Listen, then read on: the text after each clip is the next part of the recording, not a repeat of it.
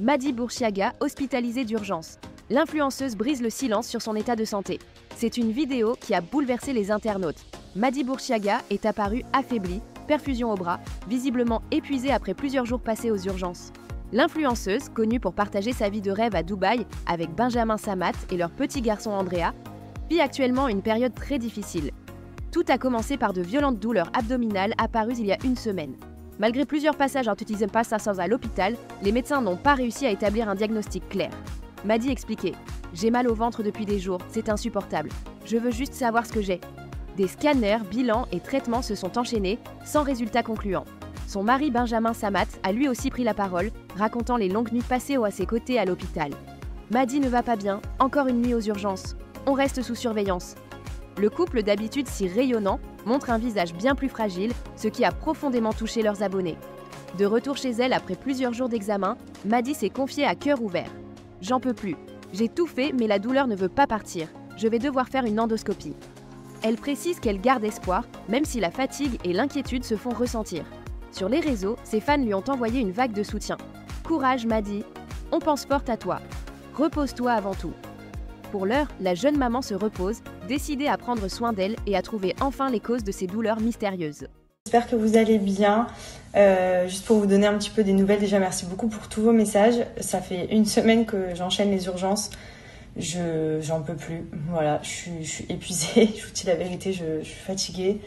Je commence à en avoir marre parce que de trouver en fait d'où ça vient, on a l'impression que j'ai une douleur qui est indétectable.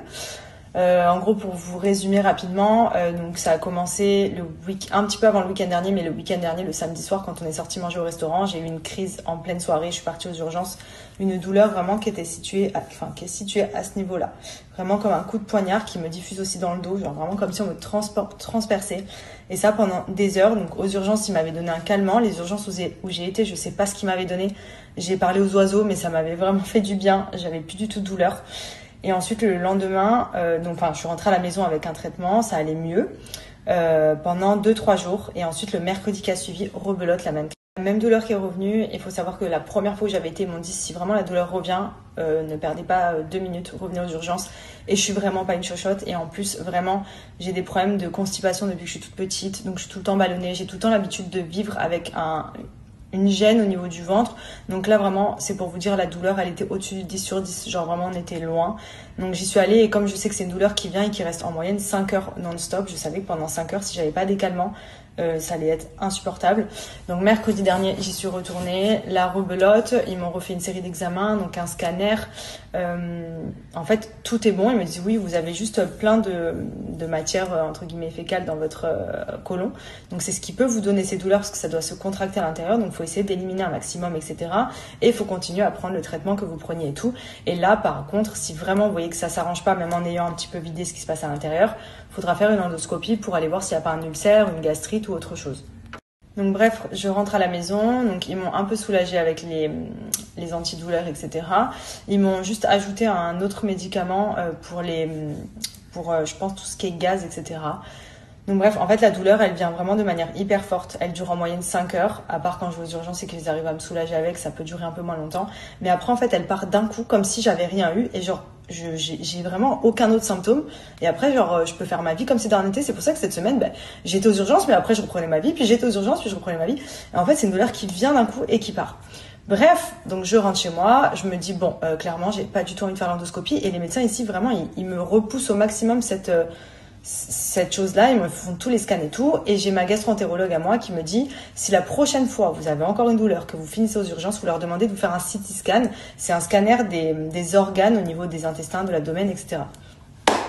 Et il y a eu une nouvelle douleur qui est revenue, donc on est quel jour? Dimanche, vendredi, j'ai fini aux urgences à nouveau. Donc vous vous demandez peut-être pourquoi je finis aux urgences à chaque fois, mais parce que je suis sous traitement. Ça veut dire que j'ai un antispasmodique, j'ai pour ceux qui vont connaître, du rabéprazole, c'est pour toutes les remontées acides. J'ai un antihistaminique, je prends du Doliprane et j'ai du Nexium. Donc pour vous dire que vraiment j'ai un traitement de fond quoi. Et malgré ça, la douleur, elle veut pas lâcher l'affaire. Et donc, du coup, je suis obligée d'aller aux urgences parce que je sais pas ce qu'ils me donnent. Mais en tout cas, ça me fait plus de bien que mon traitement. Et c'est la seule chose qui me calme. Et pour vous dire carrément, j'ai été prise donc à l'hôpital aux urgences. J'y ai passé la nuit parce que j'ai fait un malaise de douleur quand je suis arrivée là-bas. Et en fait, ce qu'ils avaient beau me donner, ça ne passait pas. Et pourtant, ils m'ont vraiment envoyé des trucs où même ils me disaient « Vous avez toujours mal ?» Et je disais oui. Et j'étais en intraveineuse, donc en perfusion. Et je vous jure que la douleur ne se calmait pas. Donc au bout de 5 heures, c'est passé, comme d'habitude. Et là, ils m'ont dit par contre, on va vous donner donc de quoi vous vider un maximum parce qu'il faut éliminer que le problème vienne du fait que vous avez le côlon qui est bouché. Donc en gros, hier, je suis à l'hôpital avec une préparation de Moviprec. C'est ce qu'on prend avant de faire une endoscopie ou une coloscopie. Sauf que moi, il ne voulait pas que je fasse l'opération parce qu'il me dit là, vous êtes tellement fragile que dans tous les cas, on peut pas la faire tout de suite. Parce que c'est quelque chose qui se prépare et même il faut attendre que vous soyez peut-être un peu moins enflammé, etc. Mais il faut savoir que sur mes prises de sang, sur mes examens, etc., il n'y a aucun signe d'inflammation, aucun signe d'affection, aucun signe de bactéries. Donc en fait, j'arrive pas à comprendre ce qui se passe. Que je dis bah oui, mais si je suis inflammée, peut-être qu'il faut désenflammer, je sais pas. Il me dit bah d'après vos prises de sang, il n'y a pas d'inflammation en tout cas visible dans votre sang. Et donc après, oui, il faudra faire l'endoscopie ou la coloscopie peut-être pour aller voir un peu plus ce qui se passe vraiment à l'intérieur. S'il n'y a pas un ulcère ou une gastrite, c'est des choses qu'on ne peut voir seulement qu'avec ce type d'opération, sinon, avec ce type d'examen. Sinon, tout ce qui est scanner, etc., on voit qu'en surface, mais on voit pas la muqueuse et tout ça. Donc bref, hier, je me vide, voilà. Le soir, je rentre, je me sentais mieux. Je me dis, bon, là, non, je suis vidée. Si c'était ça le problème, ça devrait aller mieux. Donc j'avais passé une nuit blanche la nuit dernière puisque j'étais aux urgences perfusée jusqu'à 5h du matin. Ensuite ils m'ont passé en chambre, ils m'ont remis la perf et du coup si vous avez déjà fait, c'est trop dur de dormir déjà avec la perf, on sent les médicaments qui passent dans le corps. J'étais fatiguée, le médecin qui venait toutes les 30 minutes vérifier ma tension, etc. Et ensuite le médecin qui est des urgences qui est passé me voir pour m'expliquer ce qu'on allait faire, etc. Donc en gros j'ai fait une nuit blanche, donc chaos technique. Hier j'ai passé ma journée à devoir aller aux toilettes, donc j'ai pas dormi. Et hier soir en rentrant à la maison, je me suis dit je me couche tôt et tout, mais voilà, Andrea cette nuit il a fait que se réveiller, que pleurer, me réclamer.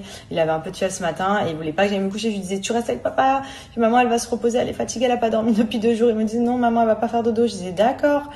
Je suis en nuit blanche depuis 2 jours, quasiment. J'ai dû dormir à peine quelques heures. Et je vous cache pas que là, à l'heure où je vous parle, je suis au bout de ma vie parce que je sens que j'ai mal au ventre. Donc pas la douleur de quand je vais aux urgences, mais je sens que j'ai mal au ventre. Donc va vraiment falloir que je prenne rendez-vous pour faire une endoscopie. Une endoscopie parce que là, pour le coup, tous mes examens sont bons. Donc je pense que c'est vraiment à l'intérieur quelque chose qui se passe. Donc je sais pas si c'est un ulcère, une gastrite. Je vous explique que j'ai parlé avec ChatGPT pendant une semaine à faire des diagnostics parce que vraiment, je perdais espoir. À chaque fois que je rentrais des urgences, je me disais, bon, bah, ça va aller mieux. Et puis au final, à chaque fois, j'ai des rechutes. Là, vous voyez, j'ai couché Andrea tout à l'heure. Je me suis dit, je vais dormir cet après-midi. Impossible, parce que la douleur, elle me fait quand même trop mal. Donc voilà, j'en ai les frissons quand je vous parle, mais je suis fatiguée. Et la frustration de pas trouver ce que c'est, je me dis, bon, là, j'ai tout fait. Il manque que l'endoscopie pour aller voir à l'intérieur. Peut-être que j'ai, je sais pas, quelque chose qui ne se voit pas avec une prise de sang, des scanners, des échographies. J'ai tout fait. J'ai vraiment tout fait. Je vous explique, j'ai passé mes nuits aux urgences à faire tous les examens possibles et inimaginables. Je rentrais à la maison, je me disais ça va un peu mieux. Et bam, ça revenait. Donc bref, on va essayer de positiver. Là, du coup, je me suis un peu lavé les cheveux, je me suis mis de la crème. Enfin, vraiment, je suis dans un état depuis une semaine, c'est une catastrophe. J'ai tellement envie de retrouver ma vie. Je vous jure même juste de ne plus avoir de sensation de douleur, de me sentir légère. Et surtout de trouver ce que j'ai, quoi. En fait, c'est ça, limite, maintenant, je commence à angoisser et je me dis, est-ce que je me fais pas mal au ventre, moi aussi, tellement je m'angoisse de me dire qu'est-ce que j'ai, pourquoi ils trouvent pas. Enfin bref, voilà, c'est une catastrophe. Donc là, alors que je vous parle, j'ai mal au ventre, mais pas de là aller aux urgences. Le seul truc, c'est que malgré que j'ai mal au ventre, j'ai beau prendre mes médicaments, ça passe pas. Et souvent, ça commence un peu comme ça, et après, ça commence à devenir plus fort, et après, je finis aux urgences. Donc si ce soir, j'y retourne, ne vous étonnez pas, je vais prendre un abonnement. Je suis que je vais vraiment prendre un abonnement. Et en plus, en endoscopie, c'est pas genre je vais aux urgences, ils peuvent me la faire une préparation 24 heures à l'avance, avoir l'estomac vide, des patati et patata. Donc dans tous les cas, même là, j'anticipe de vouloir faire mon endoscopie, même si peut-être que demain ça ira mieux, même si c'est mal barré là. J'anticipe de savoir si demain je peux en faire une, comme ça dès ce soir je commence à prendre la préparation et à me préparer à faire une endoscopie demain. S'il y a une place quelque part, mais j'en peux plus. Voilà. Bref, c'était pour vous.